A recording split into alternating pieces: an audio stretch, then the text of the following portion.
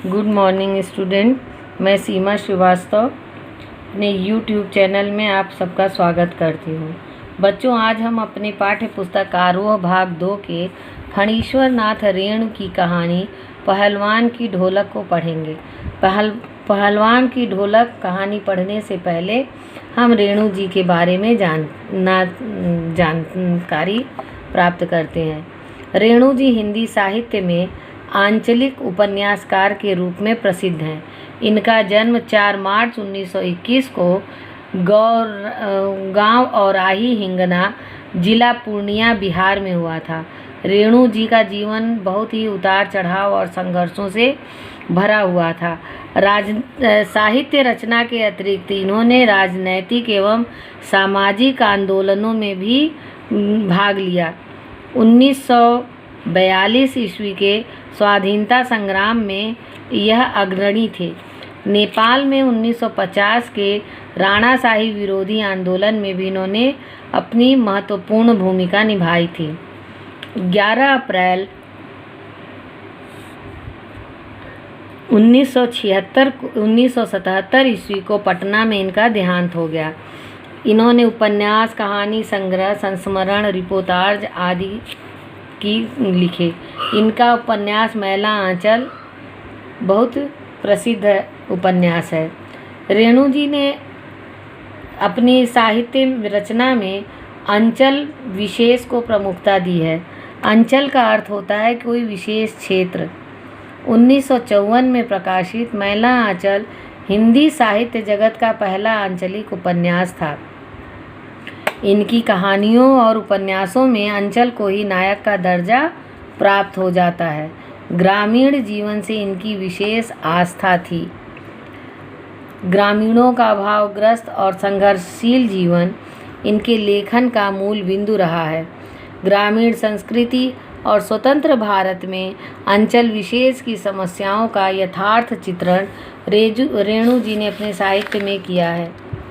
रेणु जी ग्रामीण जीवन के सफलतम लेखक माने जाते हैं, इसलिए इनके लेखन में ग्रामीण शब्दावली, लोकगीत, लोकोक्ति, लोक संस्कृति तथा लोक भाषा की भरमार है।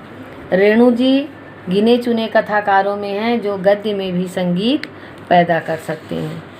अब हम आते हैं पहलवान की ढोलक। पहलवान की ढोलक फणीश्वर नाथ रेणु की प्रतिनिधि कहानियों में से एक है।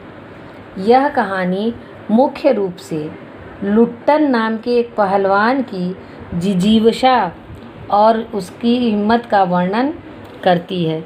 इस कहानी के माध्यम से लेखक गांव, अंचल एवं ग्रामीण संस्कृति का सुंदर चित्र प्रस्तुत करते हैं। ऐसा लगता है मानो हर एक पात्र वास्तविक जीवन जी रहा हो और यह कहानी व्यवस्था बदलने के साथ लोक कला और इसके कलाकार के अप्रासंगिक होने की कहानी है। राजा साहब की जगह नए राजकुमार के सत्ता संभालने से लेकर लुट्टन पहलवान राज पहलवान से भुखमरी के कागार पर चला जाता है। यह सत्ता परिवर्तन यहाँ व्यक्तिगत सत्ता परिवर्तन नहीं, बल्कि जमीनी और परंपरागत व्यवस्था के पूरी तरह पलट जाने और उस पर एकदम नई व्यवस्था के आरोपण का प्रतीक है। भारत अब इंडिया बन गया है। पुरानी मान्यताएं टूट रही हैं, लेकिन भारतीय ग्राम की दशा ज्यों की त्यों भयावह और विकट बनी हुई है। दंगल की जगह अब घोड़ों की रेस ने ले ली है, लेकिन गांव की महामारी टस से मस नहीं हुई है। लोगों को अब भी कफन के अभाव में नदी में बहा दिया जाता है। कहानी के पहले भाग में लेखक ने प्रकृति और प्रशासन की मार झेल रहे एक गांव का वर्णन किया है। अमावस की ठंडी में और काली रात में विकास और प्रकाश टूटते तारे के रूप में भी वहाँ नहीं आ रहा है। सियारों का क्रंदन है, पेचक की ध्वनि और कुत्तों का रोना है। कुत्तों का रोना रात की भयावहता को और अधिक भयावह कर देता है। इस परिस्थिति में गांव का एक पहलवान और उसका ढोल रात्रि की भीषणता को चुनौती देता है। पहलवान का नाम है लुट्टन, जो 9 वर्ष की आयु में ही अनाथ हो जाता है। अनाथ होने से पहले उसकी शादी हो चुकी थी और विधवा सास ने ही उसका पालन पोषण किया। गांव के लोगों द्वारा अपनी सास की तकलीफ़ों का बदला लेने के लिए की गई कसरत ने उसे एक पहलवान बना दिया। राज पहलवान।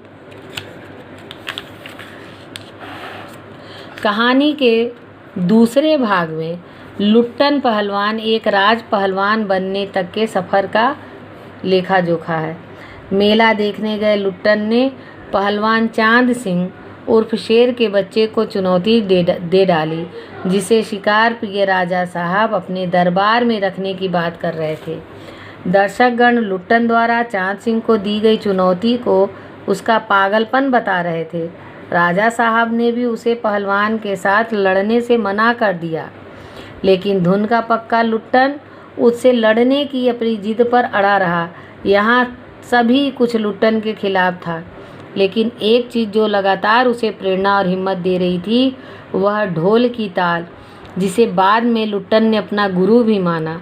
ढोल की इसी ताल से प्रेरित होकर लुट्टन ने उस पहलवान को धूल चटाई और राजा साहब ने खुश होकर लुट्टन को राज पहलवान बना दिया।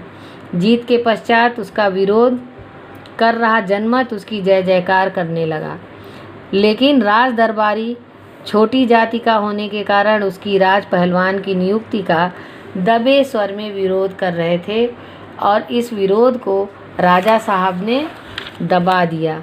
अब राज पहलवान बनने के बाद लुट्टन सभी नामी पहलवानों को हराकर अपने को अजेय बना लिया। वह पूरे ऐशो आराम का जीवन व्यतीत करने लगा। उसकी जोड़ी का कोई पहलवान नहीं था, इसलिए वह अपने दोनों लड़कों को भी पहलवानी के गुर सिखाकर अपना समय व्यतीत कर रहा था। वे दोनों भी राज दरबार के भावी पहलवान घोषित हो चुके थे। राजा की मृत्यु हो जाती है और उसके बाद विलायत से आए नए राजकुमार ने राज्य की बागडोर संभाल ली। सत्ता परिवर्तन के साथ साथ शासन व्यवस्था को पूरी तरह बदल दिया गया। राज दरबार से पहलवान को निकाल दिया गया। वह अपने दोनों पुत्रों को लेकर गांव आ गया। वहां गांव के लड़कों को दांव पेच सिखाकर जीवन व्यतीत करने लगा, लेकिन धीरे धीरे उसका दंगल सूना हो गया। अनावृष्टि, अन्न की कमी तथा मलेरिया और हैजा इन सब ने मिलकर गांव को खाली कर दिया। मुर्दों के बिना कफन को नदी में बहाया जा रहा था।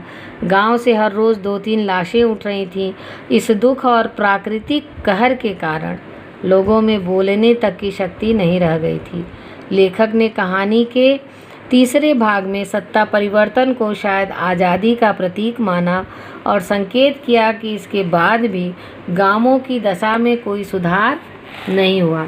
लेखक ने कहानी के अंतिम भाग में भी रात के समय को चुना, जैसे प्रारंभ में चुना था, जो संकेत करता है कि भारतीय ग्रामीण जीवन की रात्रि का अभी कोई सवेरा नहीं हुआ है, अर्थात उनकी समस्याओं का अभी अंत नहीं हुआ है।